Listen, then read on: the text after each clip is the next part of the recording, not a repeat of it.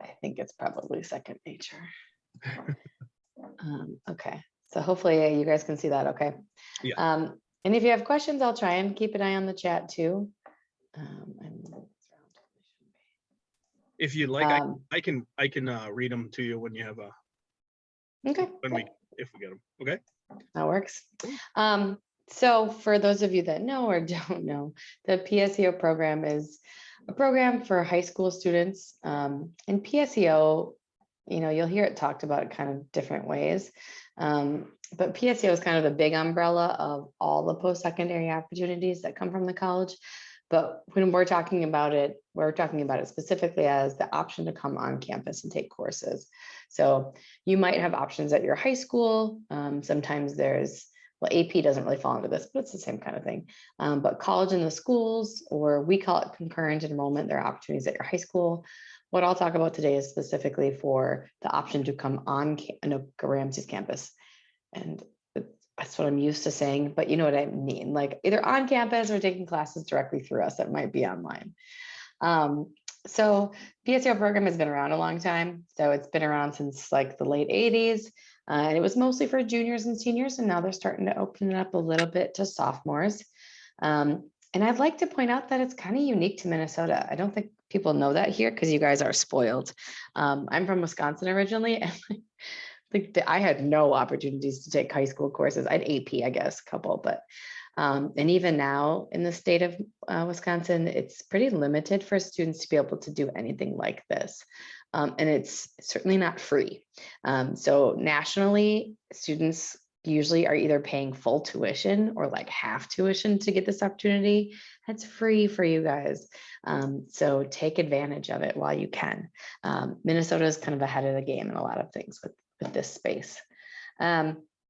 So we kind of like to talk to pros and cons is hard, but like just benefits and kind of what you need to know is what I like to go through. So I'll run through those. I'll talk specifically about Ramsey's requirements, and I can give you a tiny bit probably on some of the other schools. And then I will go into kind of the process. And most of what I talk about is applicable everywhere else. It's really not specific to Ramsey. So PSEO can give you the opportunity to take wider variety of courses. So, more not extracurriculars, but things that are elective at your high school. So maybe anthropology, you could take another language, although we don't have that many. You could take some interesting art or music courses that are kind of beyond what the scope of your high school has. And then I say that it's also a little bit like it's more challenging in some respects that sometimes students can't take anything higher than like AP calculus at their high school. And so they're kind of bumping into a ceiling. And so students can take higher than calculus courses with us. They can take courses that are going to count towards their major. So like if a student knows that they want to go into say like physical therapy or engineering, you're going to end up taking a lot of math and science courses in those programs. And so students that do PSEO can start taking those while they're still in high school. And so that when they transition over to their next school, they've got a good foundation of their math and science. I'll skip to kind of the bottom left one. What's nice about all of that too, I can tell I'm glitching a little bit, is that those credits would also apply towards your high school requirements. We do some work with you to make sure that that will work, but for the most part, the things that you take with us will go back to your high school, and we will work with you to make sure they go on to your next school. So they kind of count three ways. The big one, I talked about it already, but tuition fees and all books are covered. Books are rented, so you have to return them. That's really the one thing you can get charged for is if you don't return those. But you're treated just like a regular college student. You have access to all the student clubs and activities. Really, the only thing they can't participate in is our NJCAA Division III athletics. You have to be graduated from high school for that, and financial aid. But you don't really need financial aid at this point because your tuition is going to be fully covered. So you kind of are getting your own financial aid. And one of the biggest benefits that we see is the flexibility for students. So if students have unique situations or have a lot of extracurriculars or have a job that they need to get to that's not easy to get through during their normal work day or normal school day, students can have a really flexible schedule. You get to set your schedule. We are here to help guide you. Your TRIO advisors can help, and then you'll get assigned an academic advisor as well. but we're all here to help you and make sure that it's the best fit for you. And through all of this, there's flexibility. So you could take one class if you just want to get 1 or 2. You could be here full time and get a full associate's degree by the time you graduate. We are really going to help support you to do what's best for you and what your long-term plans are. So I know it sometimes is a little daunting, but we'll definitely work with you to make sure that whatever you choose, it's the right fit for you and not just like rubber stamp, here are the classes you should take, go. So then as far as eligibility goes, because I like to start off with that just to make sure students have a clear picture, but we've changed them in the last year. So for our advising team and maybe for Robert, this is a little bit different. So it's grade based. So when you see like a junior up there, that's going to be the year that you're going to be next year. So for current sophomores, you would look at the junior eligibility to know kind of what you would need to meet. So for juniors, they can qualify one of 3 ways. You don't have to meet all of those. You can be in the top third of your class rank. You can have a 3.0 or higher cumulative GPA, unweighted, or a national test score. It's not that common, so I won't really talk about that. Seniors, it's a little bit easier. So it would be top half of your class or a 2.5 or higher on your high school GPA cumulatively. We have a tiny option for sophomores. I'll briefly touch on it, but if we have a lot of like 9th graders, I don't know that we do.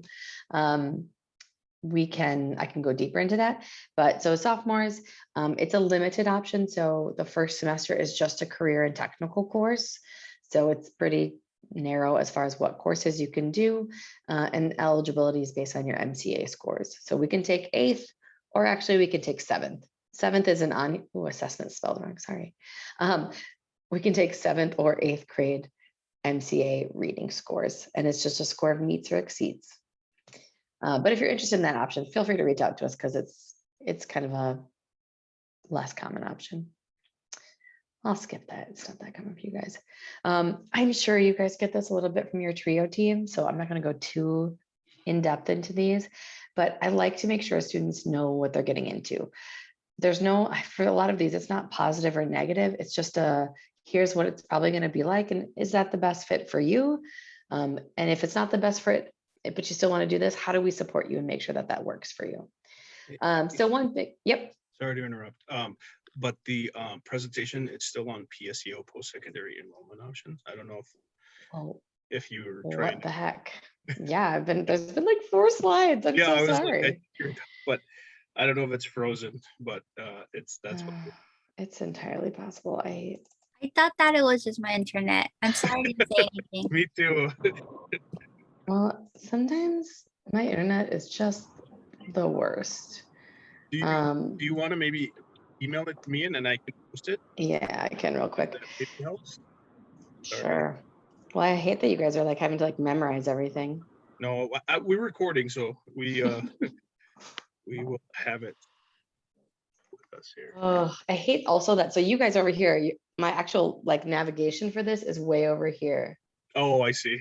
And I can see that it says your screen sharing is paused. So I think that's probably you guys did it. But well, I'll email it to you. I can also try and just open it back up and see if it will. Okay, yeah, if you want to. Yeah, that'd be great. Bring it to you. But Yeah. let me real quick. Oh my gosh, I hate my computer sometimes, you guys. Okay. So it's sent and on its way to you. Okay. I can try it again and see if it's more updated. There it is. I can see who is eligible for PSEO. Okay. So let me try moving and see if that, do you see it change? Okay. So now I'll go with it. If it happens to change for you guys, let me know. Okay. I'm blaming CenturyLink for this because my internet has been terrible the last like month. Okay. And all I'm seeing is your smiling faces. So I'm just gonna roll with it. Okay, so that was the eligibility. I skipped tests. So this is just kind of things to consider. So hopefully you see the high school and college experience. But so things that will change. So access to your student records, and you might experience this a little bit with TRIO now. When you're in high school, your parents have full access to everything, right? So they know your grades, they know what assignments you turn in, they have access to Schoology or those things. When you move over to us, they will not have access to anything that you do here. We do report grades back to the high school, and that will then go on to your high school transcript. So your parents would see it then, but they really don't have access to anything, which is a positive and negative. So you kind of get to do your own thing, but then you're also responsible for managing it. They're not going to know, your high school counselor's not going to know, and neither is your academic advisor here about how it's going in your class unless you tell us that. Same for your trio team. They are there to support you, but ultimately they can't know what's happening in that classroom or know like what grades you're receiving. We really only find out your final grades. So it's very different. And that's a really good thing to let your parents know if you're thinking about it, to let them know that the experience will be really different. We do have a consent form, but it doesn't give your parents that much access. So it's not really my favorite tool. Attendance. So we don't, as a college, don't have an attendance policy, but each instructor is different. So you'll see that that can change instructor to instructor. And so you guys are used to getting syllabi. So when you get your syllabus from your teacher that first day, make sure you cruise through that and make sure that you understand and are good with all the expectations. Because some instructors will say, if you miss more than 2 classes, I'm going to drop your letter grade. Some don't care, or I shouldn't say don't care, but they're not going to penalize you for not attending, but they're also not going to catch you up if you've missed something. So it's just something to be mindful of. It's really going to be on you to make sure that you're keeping up in your courses. Your instructors are going to be a lot less likely to email you to check in. They really treat you as adults and don't always give a lot of opportunities to, or don't connect with you very often to see how your class is going. Your advisor will, and certainly your trio team will. But just so you know, you're going to get a lot less of that connection with you and your high school teacher, or with your college instructor like you would as your high school teacher. That kind of rolls into the next one. So your instructors are probably not going to give you as much feedback, and there's just less that they're grading on. So we have some instructors who maybe there's only like 5 to 10 things that you're going to get graded on the entire semester, and that's your whole grade.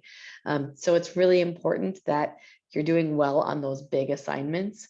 And just know that if you're not sure how you're doing in a class, it will be kind of on you to reach out to your instructor and say, hey, I'm not clear how I'm doing, if you aren't clear, to ask how it's going. And they should be able to help you and connect with you about kind of how those classes are going, what your grade is, if there's anything that you need to be doing differently. They're happy to give you feedback when you ask. They're just not the best at giving you feedback before you ask. Homework versus class, in a traditional year, I would have said that this is flipped. Traditionally in high school, well, you're getting it now, but you're probably in classes for 7 or so hours a day, and you do maybe, I don't know, I'll be generous, 5 hours of homework a week in your classes. When you flip over to college, it's kind of going to be the flip. You're really only going to spend, if you're coming on campus to take courses, about 12 to 15 hours physically in a class, or even virtually in a class like this. It's going to be a lot shorter time. You're going to be doing the bulk of your work outside of class. So that's going to be just reading, and not just reading once. I was totally guilty of this in college. I would skim or read something once and then think that I'm somehow going to absorb the information.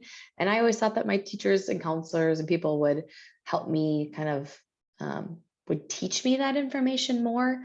That happens less at the college side. They expect you to read through your information multiple times, absorb it, and then come to them with what you don't understand. You just don't get that much time with your teachers. And so they prioritize, here are some things that I'm going to talk to you about specifically, but here are some things that you're going to need to read and understand on your own to be successful in the course. Because what they assign as readings, even if they don't discuss them in class, are fair game for tests, for papers, for quizzes. So it's really important that you're mindful of your time.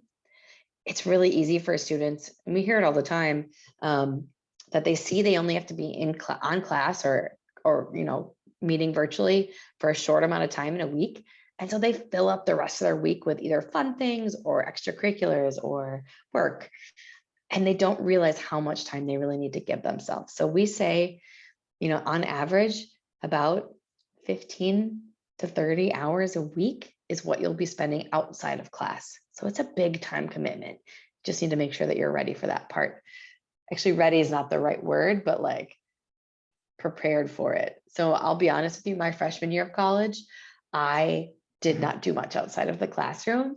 And I was a really strong student in high school. My freshman GPA was a 2.66 because I did not set aside time and I didn't understand how important that extra reading and the things that my teacher assigns were. So just a personal story of how that class time and homework time can really get you. And the last thing I'll talk about is just reminders and relearning. I know that that's a popular thing for our high schools to be doing right now, is that obviously teachers have always reminded students of things, but more it's that opportunity to relearn, to resubmit something, to retake a test. That really, it doesn't happen that much at the college level. And so you're going to need to, like I said, read that syllabus and see that those due dates are firm due dates. If there's some reason that you can't make those, working out something with your instructor before the deadline is the best method. If you come to them after the fact, I don't think you're going to get a lot of sympathy is not the best word, but they're really not going to be willing to budge on their deadlines. So it's important that you understand that those deadlines when you hit the college level are going to be really firm. Okay, so that is most of that college to high school kind of transition. Those are the big things. There's a ton of things that change high school to college, but those are the big ones that kind of trip students up. Generally, what I like to say to students is it's never about how smart you are.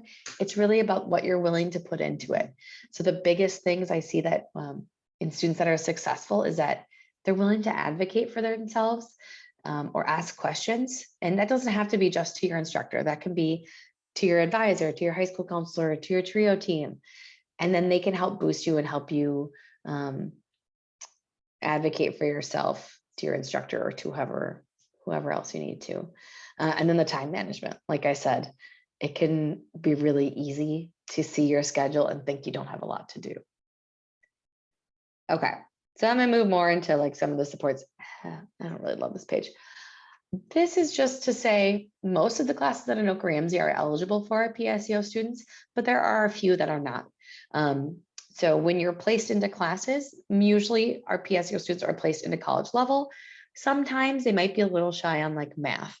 So if the students don't place into college level for math, they may be placed into what we call developmental course, which is below college level.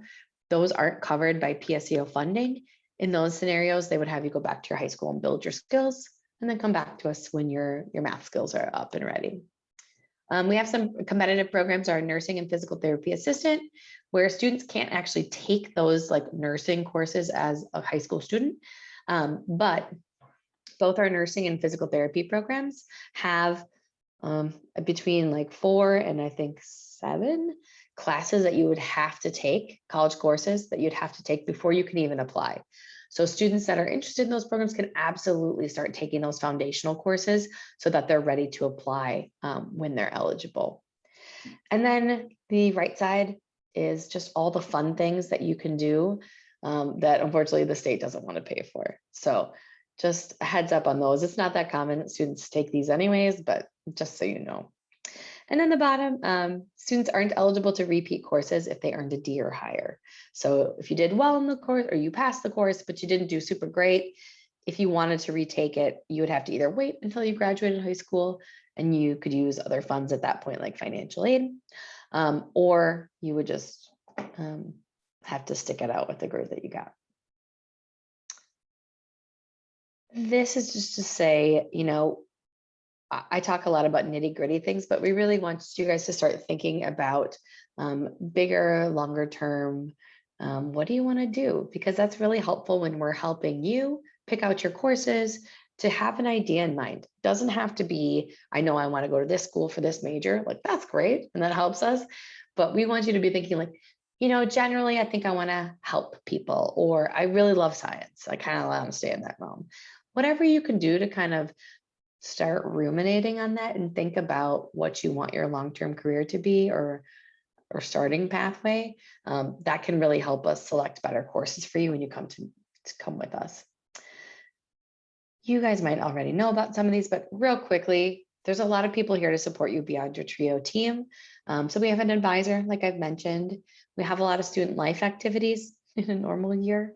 So those will start probably rolling back on. So different clubs, so like a pre-physical therapy club or a running club, whatever you want, just ways to get connected to the campus.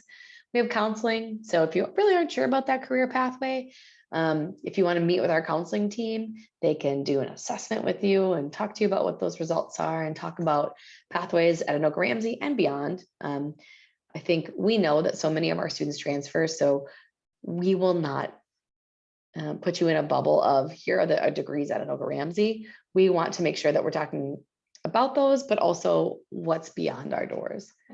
And then they're here for personal concerns too, if there's something going on that you just need someone to talk to. We have an academic support center, which is our tutoring center. I normally gloss over this, but I feel like it's just so important. That's one thing that I also in college just did not take advantage of. I was so used to just getting by on my own that I didn't recognize and thought, I thought that going to tutoring was just if you were behind in a course, and it's really not. Tutoring on our campus is about making sure that you understand all of the concepts, because there's a lot getting thrown at you. And like I said, you're not going to do a lot of that in a classroom with a teacher. So it's important to rely on everything that's there for you to be successful. Honestly, our students that don't do well probably couldn't tell me where the tutoring center is on campus. But the students that do well know that that is a good resource for them, and they use everything that they've got. And then the last one on this little circle is the Office for Students with Disabilities. So if you were working off of a 504 and IEP when you're in high school, sometimes some of those accommodations, like maybe getting extra test time or having I'm not using the right words, but like a copywriter in your classes. So maybe someone that's taking notes so that you can just focus on the teacher, and then they'll share their notes with you at the end anonymously. So those are all things that you can get connected to. And when you start with us as a PSEO student, we make sure that you know about these again and connect to those. I won't go too deep into this because I've already feel like I've given you a ton of information. But sometimes students want to know, like, what are my transfer options? So if a student comes to us and they're kind of undecided, or that they know that they want to go to a Minnesota state school, whether that's the University of Minnesota system of schools or Min State, which is what we're a part of, which is like all the state universities. So Bemidji, Mankato, Moorhead, Southwest, Winona, St. Cloud, those kind of schools. Any of those schools, we have this nice transfer curriculum that is a transferable chunk of courses. It's about 10 courses in length. So it takes students about a year and a half. So if you're coming in as a junior and you want to go part-time or even full-time, you can definitely get this done. But it's a nice, pretty package. You'll transfer to your next school and you'll be done with a lot of your, what we call lower level general education requirements. So things that aren't a part of your major, but are a part of your bigger degree that you have to get at a college or university.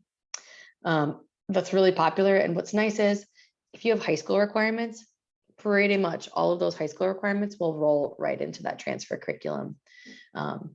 If you're taking them with us, I should say. We also do have some nice pathways so that if you do want to stay in the Min-State system, so again, like Bemidji or those other schools, you could do a transfer pathway, which is basically what we would used to call like a 2+2. So you could do the first 2 years with Anoka Ramsey, and then you transfer, and that all goes with you. Everything transfers, and you just have 2 years left at the state university to complete your bachelor's degree. It's nice if it works out. I think these are sometimes harder for students to get done, especially when they come in as PSEO.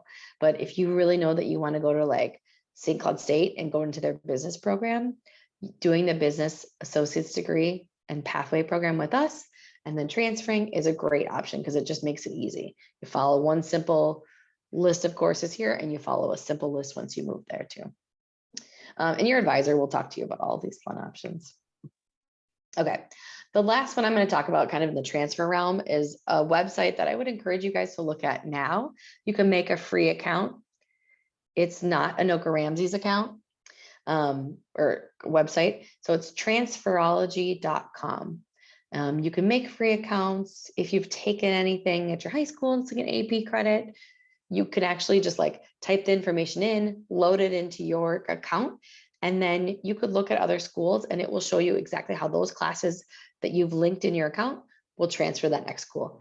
And you can do it hypothetically. So if you're looking at like a fall semester with us and you want to plug in some classes and see how those are going to transfer to say UW Eau Claire, you can use that website to look at that. Not every school is on there. And if they're not on there, usually that school has their own transfer tool on their website, but it's a really nice place to start for students. Okay, now I'm just going to move into the nitty gritty of Anoka Ramsey. And like I said, that what I'm talking about is pretty similar school to school, a little bit different. Like the eligibility requirements are a little different. So I know North Hennepin, which I think kind of is in the same bubble as us for schools. I believe that they are 275 GPA for a junior or a senior. So they're a little lower than us for juniors and they're a little higher than us for seniors. Everybody's a little bit different. But how to apply with us? We recommend that students apply by April 15th. Don't worry if you're like, oh my God, I'm past that point. We're pretty delayed this year. So we will take students until July 1st. So you've definitely got time. I do recommend that you talk and figure this out before your high school is out for the summer. It's really hard to try and do any of this once your counselors are out the door. So final deadline is July 1st. If you want to look at a spring start, you can look at December 1st. Although I think you guys are a lot of Anoka Hennepin, which is trimesters. It can be really hard to change mid-year because our fall semester ends in like mid-December. Our spring semester starts in mid-January, and that is smack dab in the middle of your trimesters at the school. So it can be really hard to shift mid-year. So how that works, you would apply online. So we have an online application. It's the same for all students. And then when you're going through, it'll ask you questions and kind of figure out that you're a PSEO student and route you a certain way. There is a big old apply button on our website. I wouldn't use that. You get into like a circle of clicking things. If you're on our website, it's just at the very top of the page. There's a link that says prospective students. You'll see a drop down there and one says apply now. And that's the best way to just get right in and apply. To apply online, and then you'll send in two things typically. One is just your high school transcript. The other is a form called the PSEO Notice of Student Registration Form. It's a mouthful of a form, but that form requires your signature, your parent's signature if you're under 18, and your counselor to fill out some information. So that's why it's really good to get this done before they're gone. So you apply online, do all that. This is that form, so you can kind of get a snippet of what it will be. So it's pretty basic. The form that we have on our website is allowed to be completed electronically, which means you actually can just type in your signature, your parent can type in theirs, you can send it to your counselor and they can type in theirs. So no printing is necessary, but you certainly can print. And then those can just be emailed to us. And I think the email's at the end of this, but it's pretty easy. It's just pseo@anokaramsey.edu. And then once we get it, honestly, if it's emailed to us, it's pretty quick. We typically get back to students within like 3 days. So if you email everything to us, application to admission can be really short. And if you need to mail it in, you can certainly mail it in to our Cambridge campus. Students always question us on that. It's just because that's where our application processor is. Nobody's in Coon Rapids. So if you send it to Coon Rapids, we just mail it up to Cambridge. You can also give it to your TRIO team and they can send it our way too. This is a lot of information that's not really relevant right now. So once you're admitted, we will review your information for placement. Normally, 2 years ago, whatever this was, we would look at an ACT or we would require you to come on campus and take an AccuPlacer. That's not happening for this school year. We are able to look just at your high school information, so your GPA and what math class you've completed. Really, the magic class that we look for is advanced algebra or algebra 2. If you've completed that, then we can start placing you into higher level courses. And so we'll just communicate out to you when you apply and once you've been admitted, what your placement is. So you don't have to worry about figuring that out. We will reach out to you directly with specifics on your placement. And then you will be expected to do an online orientation. It's in D2L, which do you already use D2L? I can't remember if you guys did. So D2L is our online learning tool. So it's kind of like Schoology or Google Classroom. That's what our college students use and what you'd be using for your classes. So online orientation, and then you meet with an advisor. Once you meet with that advisor, you are able to register either in that appointment with them or anytime after. We will tell you your steps along the way, but just so you guys kind of know what's coming. Otherwise, that's pretty much it. So we will roll you right into registration of classes, and then we invite you back on campus. I should say, normally we invite you back on campus right before the start of the year for a kickstart. Technically that's supposed to be virtual. I'm hoping that they will move it on campus because I think that's just so important to see people after so long. But that is, I can stop sharing. That is most of the spiel. So Are there questions that popped up? There was none, but I personally have some questions. Sure. So what happens if a student doesn't pass a course? Are they under the same rules as regular college students? Yes. So anybody that enrolls with us does have to meet what we call meet good academic standing. So for most students, we start counting that at 6 credits. Okay. So, if they just took one course and didn't do well, it just kind of sits there as one course. Okay. And then after that, students need to meet a 2.0 GPA and complete 67% of their classes. That's a weirder one. Yeah. Completing a class means you earned a D or higher. If you failed it or you withdrew, which means you just left partway through the year, those are considered not completing. But so yeah, it's the same. It would be the same standards as an on-campus general student. Okay. I did see the question about weighted. So that is up to your high school. Most do weight it in some capacity, but it's kind of up to each school. I know that there is I don't know if it's a bill. Oh man, I can see that I glitch. Hopefully I'm not into such weird faces, but I believe there's a bill that actually might be requiring schools to consistently throughout the state do the same thing. Because it's an issue at some schools, they don't weight it at all. That's not something I often hear from our partners. Anoka Hennepin's pretty good. They weight most classes except for, I think, like some of the health courses and classes that aren't super rigorous. Because like we have a yoga class, right? Should a student get a weighted grade when they transfer their yoga class back? Probably not. So they do weight most of the classes that I believe. If there's an equivalent course at your high school, like our English 1121 is equivalent to AP Lang and Comp. So if they have the same course at the high school, they will weight the Anoka Ramsey course that comes back. So unfortunately, that one's school to school. One more question from me. Is there a max credit limit that students can take? That's the same as general. Okay. So students can take up to 22 credits. Oh, Please don't do that. Yeah, I really, if your first semester, I don't recommend going much more than 15 credits. And in general, I don't recommend more than 18. That's a pretty full load. And like I talked about earlier with your time in class and out of class at 15 credits, you're at about 45 hours in a week of time commitment. So doing more credits than that, I don't really recommend. The only time I see students get really high is when they are taking our music program. Our music program just has naturally like 18 credits in a term, but some of that's lessons and so there's some funnier things built in, but don't go higher than 15, please. All right. Anyone have any other questions? Perfect. I don't think if there's anything else interesting going on or new with PSEO, but I think that's it. Okay. It's pretty quick for students to get through the whole process if they want to, because everything is online.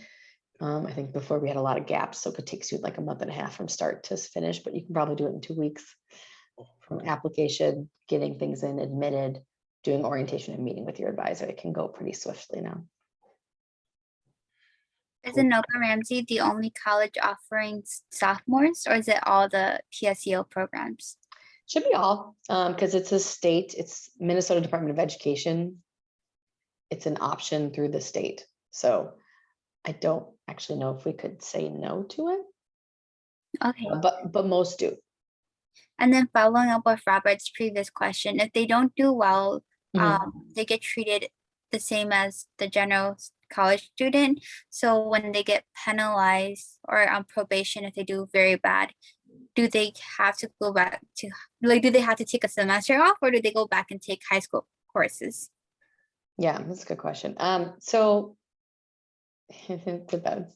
So if a student doesn't do well, the first semester they don't do well, it's academic warning. If they have a second semester where things don't go well, or like that first one was just rough enough that they couldn't get high enough to meet those, that 2.0 and that 67%, they go on to academic suspension. With Anoka Ramsey, you have, a student has the right to appeal. So, you know, generally they're pretty lenient on a first suspension.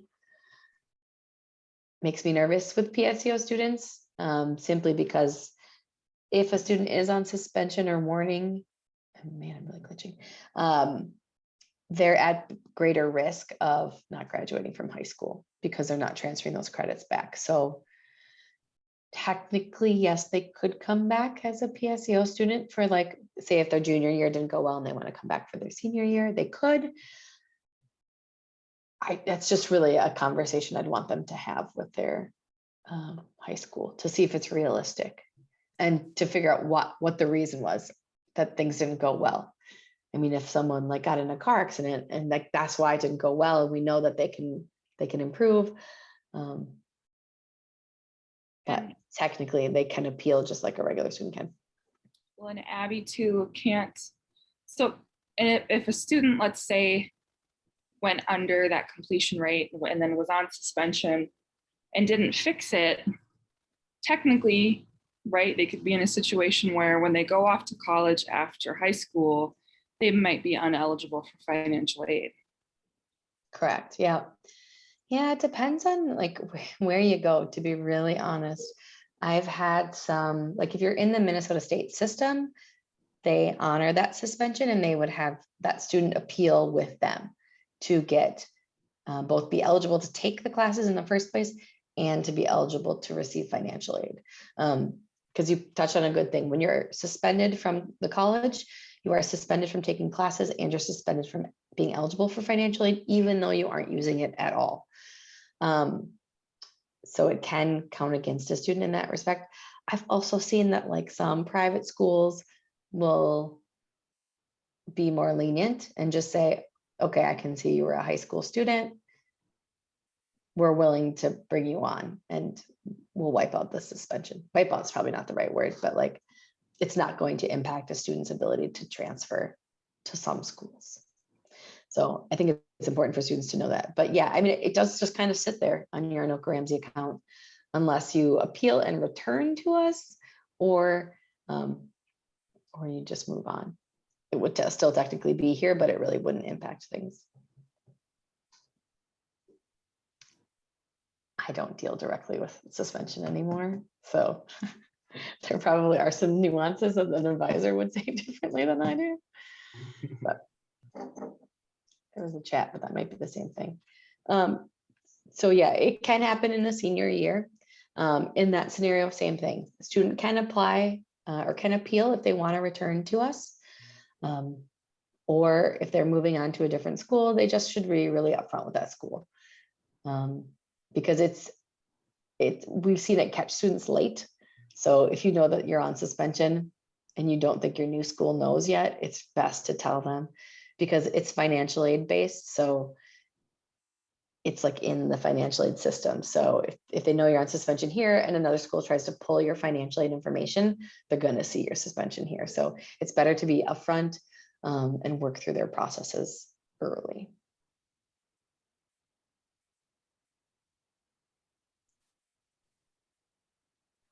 Any other questions? Awesome. Thank you very much. Sure. Sorry, my internet's such a pain.